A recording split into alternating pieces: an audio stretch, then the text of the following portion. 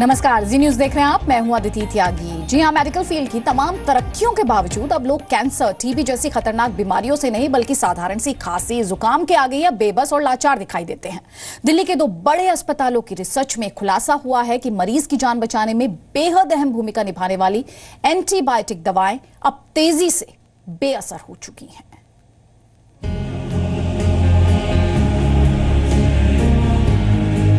किसी को 1 महीने से बुखार है, लेकिन ठीक होने का नाम नहीं ले रहा।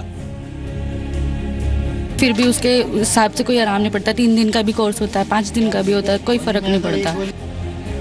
किसी की खांसी तेज एंटीबायोटिक दवाएं लेने के बावजूद ठीक नहीं हो पाई। खांसी है तो उसके लिए डॉक्टर्स ने रिकमेंड किया हुआ है एंटीबायोटिक, बट मैं यूज कर रही हूँ तो मुझे कोई रिलीफ नहीं मिल रहा है उससे।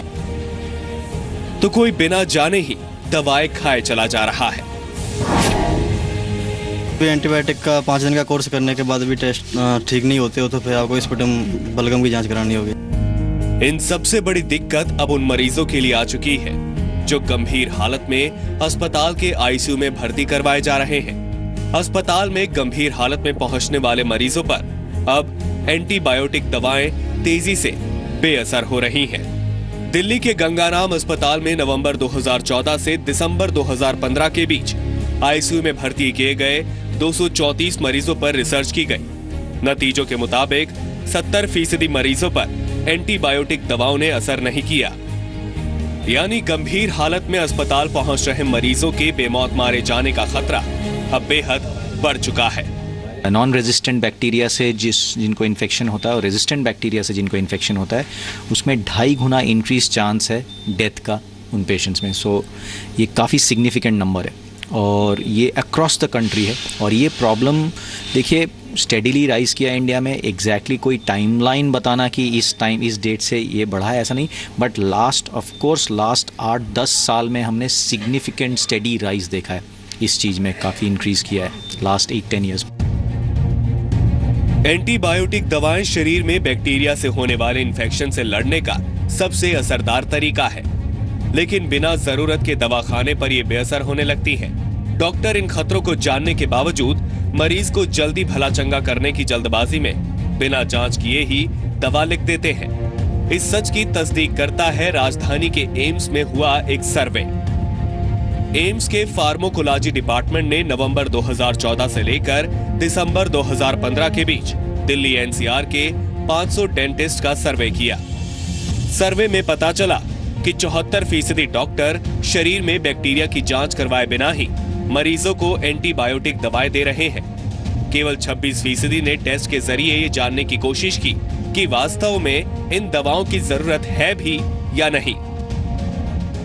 पब्लिक अवेयरनेस भी बहुत ज़रूरी है डॉक्टर्स के लिए और आम जनता के लिए भी कि छोटी छोटी बीमारी में अनावश्यक रूप से एंटीबायोटिक न लें, और अगर लें तो उसको जहाँ संभव हो कल्चर सेंसिटिविटी के बाद में लें, और जहाँ संभव हो उसको उचित मात्रा में उचित ड्यूरेशन तक ही लें।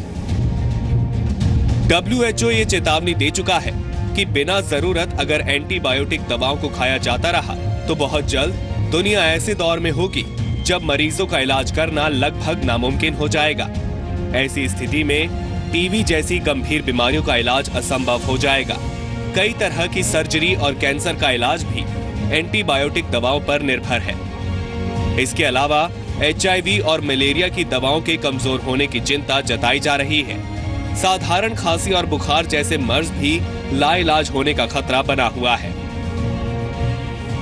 टीबी के लिए हमारे पास फर्स्ट प्राइमरी ट्रीटमेंट सिर्फ 4 ड्रग्स हैं। उसके बाद हम 6-7 ड्रग्स जो हैं बाकी ड्रग्स ऐड कर देते हैं। तो बेसिकली अगर देखा जाए तो इसके लिए एक भंडार नहीं है दवाइयों का।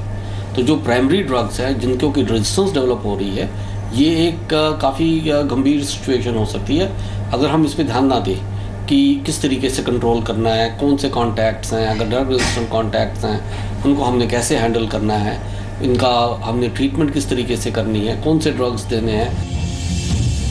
एंटीबायोटिक के दुरुपयोग से होने वाले खतरे को भांपते हुए सरकार ने 2011 में एंटीबायोटिक पॉलिसी बनाई। कुछ दवाओं को बिना डॉक्टर की पर्ची के बांटने पर रोक लगाई गई है। हर केमिस्ट के लिए एंटीबायोटिक दवाओं का रिकॉर्ड रखना जरूरी किया गया। लेकिन इन कोशिशों के बावजूद एंटीबायोटिक दवाओं का इस्तेमाल बढ़ रहा है। इंडिया में तो बढ़ रहा है। अभी फॉरेन में कोई मेरा फ्रेंड गया था, उसकी बेटी को कोई थोड़ा सा बुखार हुआ या कोई कोल्ड हुआ तो डॉक्टर ने कोई उसको दवाई नहीं दी, एक सिंपल सा सिरप दे दिया कि नहीं एंटीबायोटिक मैंने नहीं देना है। हमारे इंडिया में वैसे ये जिसके पास भी जाओ सबसे पहले एंटीबायोटिक लिखता है। ज़्यादा प्रिस्क्राइब तो हो ही रही है, एक जीपी जनरल फिजिशियन भी और एक सुपर स्पेशलिस्ट सब लिखते हैं। कुछ डॉक्टर्स हैं जिनके असूल हैं, वो 3 दिन तक वेट करते हैं। यही वजह है कि एंटीबायोटिक दवाओं को लेकर केंद्र सरकार सरकारी अस्पतालों में डॉक्टरों को जागरूक कर रही है। Indian council for medical research यानी ICMR ने देश के 70 सरकारी अस्पतालों के लिए एंटीबायोटिक दवाओं के इस्तेमाल पर लगाम लगाने के लिए कार्यक्रम चलाया है। मरीजों को भी समझाने पर जोर दिया जा रहा है कि अपनी मर्जी से दवाएं ना लें और अगर दवा लेनी ही पड़े तो एंटीबायोटिक दवाओं की पूरी खुराक लें, बीच में दवा ना छोड़ें। हम लोग एक अवेयरनेस प्रोग्राम ला रहे हैं मेडिकल कॉलेज में, टर्शियरी केयर में, सेकेंडरी केयर में, कि एंटीबायोटिक्स तभी यूज करें जब ज़रूरत है और करें तो पूरी तरह से करें और कोशिश हो जहाँ पर भी ड्रग सेंसिटिविटी की फैसिलिटी हो वहाँ पर ड्रग सेंसिटिविटी टेस्ट करके ही एंटीबायोटिक दें, उसके बिना नहीं दें। एंटीबायोटिक दवाओं को लेकर केंद्र सरकार की चुनौती कितनी बड़ी है, ये WHO के एक सर्वे से पता लगता है। हर आय वर्ग के 150 लोगों और तकरीबन इतने ही फिजिशियंस के बीच हुए सर्वे के मुताबिक खांसी, जुकाम, बुखार या सिरदर्द में 78% लोगों को किसी डॉक्टर की जरूरत महसूस नहीं होती। ये भी पता लगा कि एक परिवार में इस्तेमाल की गई दवा 3 सदस्यों द्वारा आजमाई जाती है। खास बात यह है कि एक डोज के असर के बाद लोग दूसरे समय दवा ना लेना अधिक बेहतर समझते हैं। इन दवाओं को लेकर डॉक्टरों की समझ भी कम है। 17% डॉक्टर जुकाम में भी एंटीबायोटिक देते हैं, जबकि WHO जुकाम के लिए किसी भी तरह की एंटीबायोटिक का सुझाव नहीं देता।